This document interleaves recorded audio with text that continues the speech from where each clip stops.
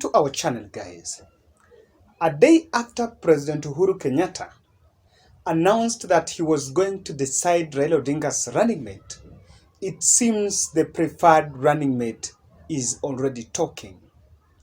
And while I mentioned here, and I saw people challenging me, that move, even though it had its own political merits, but in equal measure, it also had some damages on Raila Odinga because it was going to propagate the narrative that Raila Odinga is a state project.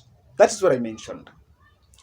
Today, the Standard newspaper published a story quoting Martha Karua that Martha Karua allegedly said that the only person who can appoint her as the running mate is only Raila Odinga, but not President Uhuru Kenyatta. And the article was published by the Standard Digital. They tweeted it. Then me, normally I spend a lot of time in Martha Karua's Twitter page. She retweeted that post. Then after retweet, again she went up and responded saying that that is your word. I did not say that. She disowned those words. But to see, that is politics. And of course, the mere fact that she came up and disowned just means she was trying to disassociate, but the message was home. So, guys, the question here is this. What do you think was the intent of Martha Karua saying that the only person that can appoint her as deputy president is Raila Odinga? Is Martha Karua trying to say, to fault President Uhuru Kenyatta's word that Uhuru Kenyatta is going to appoint Raila Odinga's running mate? And also ask yourself this question. Has Uhuru Kenyatta and Raila Odinga decided that Raila's running mate is Martha Karua? I want to repeat in this channel that according to Raila Odinga, he really wants Martha Karua to be the running mate. I want to believe so. And I have always maintained that in this channel. Guys, in this analysis, I'm going to be brief.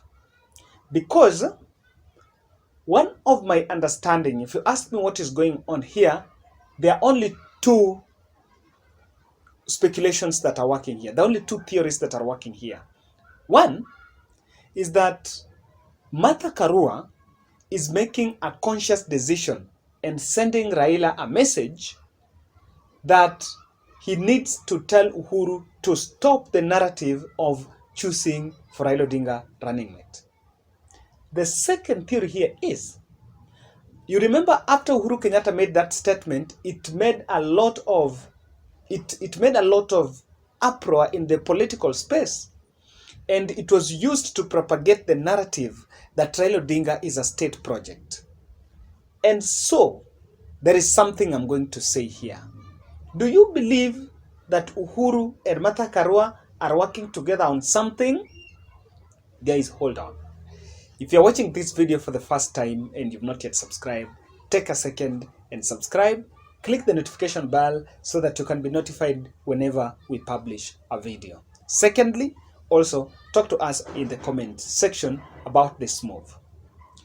Martha Karua's move, in my own understanding, is this one. She's trying first to communicate the objective of her making this statement. First, she's trying to communicate clearly that she's ready and she is Raila Odinga's running mate. And so, she wants the information to center around Raila Odinga, her as being Raila Odinga's running mate. Let me say this. On Tuesday 1st, Martha Karua and other OKA co-principals met at State House during the day with President Uhuru Kenyatta and Raila Odinga. Then after that, there was the night meeting that we reported in this channel, the night meeting between Raila and Kalonzo. But during the day, Raila, Kalonzo, Martha Karua, Cyrus Jirongo, and Uhuru Kenyatta met at State House. That was the 1st of February. And it was believed that part of that was on trying to strike a deal. This is happening at a time where also OKA is planning on a merger with Azimio la Umoja. Now, question here is, why do you think that Martha Karua doesn't want to be seen as someone who is being fronted by President Uhuru Kenyatta. I have my 4 points. And remember, our punchline is not amongst these 4 points. Martha Karua wants Uhuru to leave Raila take charge. And I believe, for one, that maybe Raila is sending this message directly to Uhuru through Martha Karua, that this issue of Uhuru Kenyatta seem to be managing Raila Odinga's politics is what is propagating the narrative of Raila Odinga as a state project. And we all know, guys, yes, do you think? No, he's not that. So that is one thing, one understanding on this. Secondly, Martha Karua is communicating this direct message to OKA principals that the deal is sealed. I know what is happening in the minds of those 4 OKA principals, not even 4. Gideon Moi is not in this mix, and Jirongo. What is happening between Kalonzo and Martha Karua, they are asking if Raila is going to pick a running mate from amongst them or is going to pick outside. And what Martha Karua really wants is that she becomes Raila Odinga's running mate from OKA, so that it doesn't seem like she's being fronted by Uhuru Kenyatta. And again, she's also telling the OKA principals that the running mate deal is being sealed and she is the person. Another thing why she really wants it is Martha Karua wants to take charge and thrust Uhuru as the Central Kenya kingpin. And let me explain this by what I said yesterday. Even though Uhuru Kenyatta saying that he is going to choose a running mate for Raila was going to add to Raila Odinga's weight because it will be seen as Uhuru Raila ticket.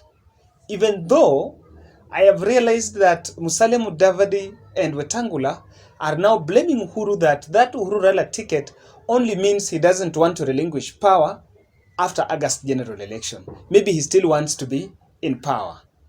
I don't know. What do you think? What do you think of this issue? Do you think Uhuru wants to cling on power? Now that is it. Now, Martha Karua is realizing this, that if she's being fronted by Uhuru, then she's not going to have that independence. And so, she's just going to be under Uhuru Kenyatta's shadow. But if she comes over as Martha Karua and someone who has made independent decision, she can easily marshal other Central Kenya MPs and the Central Kenya voters around Raila Odinga under the umbrella of Martha Karua, not umbrella of Uhuru Kenyatta, Martha Karua. In that case, the long shot is, even if they don't get power, even if they don't win, but she shall have thrusted as a Central Kenya kingpin. That is what strictly Martha Karua is actually telling Uhuru Kenyatta, that let me decide myself and let it not be that I'm coming under your shadow. She doesn't want to go under Uhuru's shadow. Another thing I also think this information is also intended to maybe Peter Kenneth, because the people who are fronting Peter Kenneth to be Raila Odinga's running mate at the Mount Kenya Foundation, I don't think it's even Uhuru. Even Raila doesn't really augur well with Peter Kenneth. But the Mount Kenya Foundation, who are very close to Peter Kenneth, are fronting Peter Kenneth. So this message that Martha Karua is saying, she just saying that all these people that have interest in Raila's presidency, so that that choice remain a sole responsibility of Raila Molo Odinga. But then this is the punchline. After Uhuru Kenyatta realized the backlash in that statement, and even though they had decided that the Martha Karua was going to be Raila Odinga's running mate, if indeed that was on table, then Uhuru, Raila, and Martha Karua hatched this. And now, to try to denounce that statement and give Raila the powers to choose the running mate. That the only person that is going to choose Raila Odinga's running mate is Raila Odinga himself. And so, he is trying to communicate directly to Kenyans that it is not going to be Uhuru Kenyatta to decide. So, guys, this is what I think, that Uhuru, Raila, and Martha Karua are in this game, and it is a political narrative they are already bringing so that they can neutralize the backlash that Raila Odinga faced after that information came out that Uhuru was going to choose the running mate. Guys, do you believe Martha Karua is the best bet for Raila's running mate? In my stand, I still say she's the best.